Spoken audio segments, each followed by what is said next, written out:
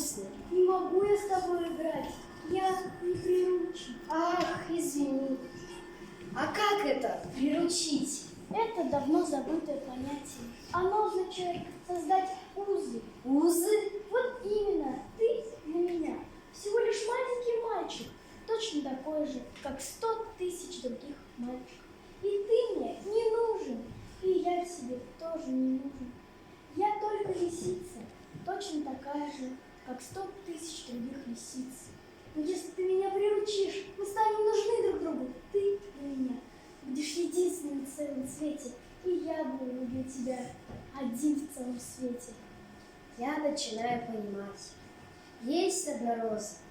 Наверное, она меня приручила. Пожалуйста, приручи меня. Я бы рад, но у меня так мало времени, а мне еще нужно найти друзей и узнать многие вещи. Знать можно только те вещи, которые приручишь. Приручи меня. А что для этого нужно делать? Надо запастись терпением. Сперва сядь вон там, поодаль, на траву. Вот так. Я буду тебя искоса поглядывать, а ты молчи. Слова только мешают понимать друг друга.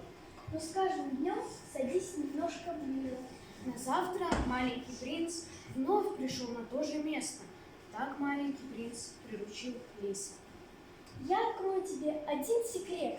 Это будет мой тебе подарок. Он очень прост. Зорко, одно лишь сердце. Самого главного глазами не увидишь. Самого главного глазами не увидишь.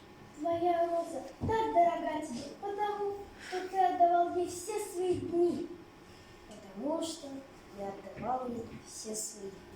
Люди забыли эту истину, но ты не забывай. Ты всегда в ответе за тех, кого